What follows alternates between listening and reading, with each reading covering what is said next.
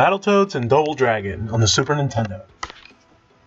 This game is a 2D side-scrolling beat-em-up developed by Rare and published in North America by Tradewest in 1993.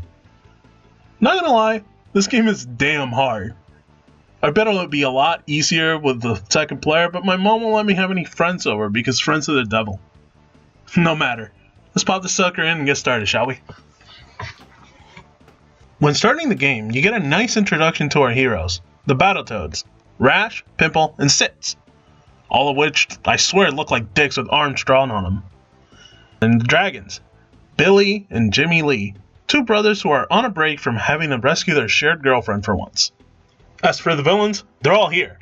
The representative from the British Broadcasting Corporation, the guy that decided to put microtransactions in $60 games, the guy from Predator, the alien from that movie, Clockstoppers, the one guy out there that actually likes the ball slap angle, and finally, some TNA to round things out. Birdman calls our heroes to defend the Earth from a Dark Queen spaceship, and that's pretty much all the story that you're going to get in the intro. I'm sure that there's more, but I'm not about to read the manual because reading's for pussies.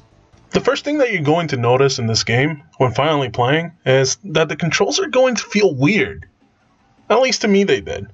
I swear, every time I turn this game on, I have to remember that the B button punches while the Y button jumps. While I can sort of get used to this after a few minutes of playing the game, it still messes me up from time to time through the gameplay. From what I can tell, there's no way to really change the control layout, at least in the Super Nintendo version. If you're new to the game, you might get your ass kicked on the first screen. Not that a game professional like me could possibly get hit so early in the game.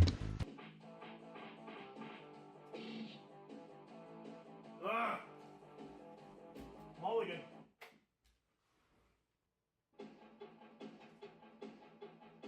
It takes some patience, but the trick is to run and press the B button.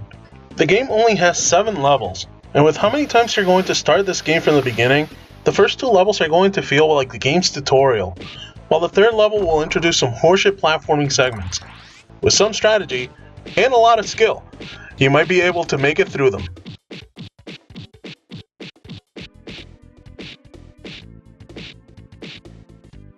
Some of the platforming and obstacles that you'll see in the game require precise control.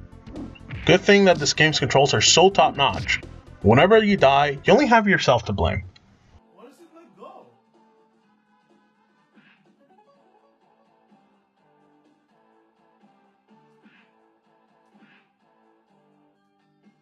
Why does it let go? On level 4, the stage becomes a space shooter, and it kind of controls like that old game with the asteroids, Clockstoppers. This level has a lot of horseshit that can take your life rather quickly if you lose control of your situation. You will need to have perfect dodging skills in order to make it past this level, and until now, I have not mentioned it, but there are only 3 continues, and after your continues run out, the game is generous enough to send you to the first level to start all over, meaning you would have to beat the first 3 levels so that you can even attempt to learn the patterns for level 4. After you defeated the rat ship, you go into the 5th level.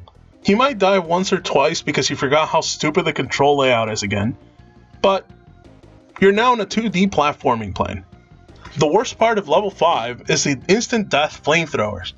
There's some areas that you have to follow a pattern, but at this point you're just so excited that you got this far, and you probably have like 2 lives, so you're gonna mess up and get sent all the way back to the beginning.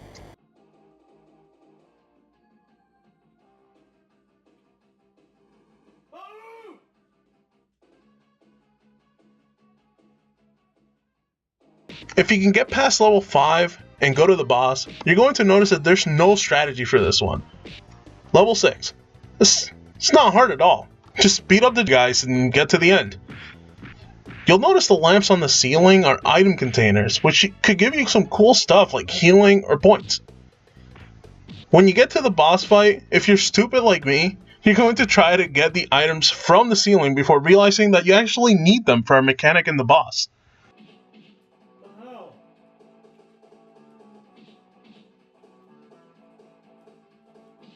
What am I supposed to do? Anyway, run and kick the boss repeatedly until he stops and does his blue rolling around thing, jump out to the ceiling lamp, and wait it out before jumping down to rinse repeat. And you can still die after defeating the boss. There's some walls of electricity that you have to time your way through. Imagine getting this far only to die to that horseshit. No. No. Level 7. The final boss. This lady likes to hide in a fireball that would burn you whenever you touch it. Just wait for her to come up and kick her repeatedly until she dies. And there you go. That's the game.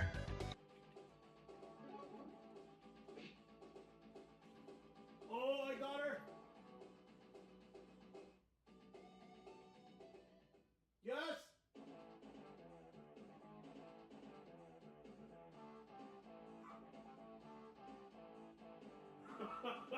Busted. Don't get me wrong. Battletoads and Double Dragon is an amazing game.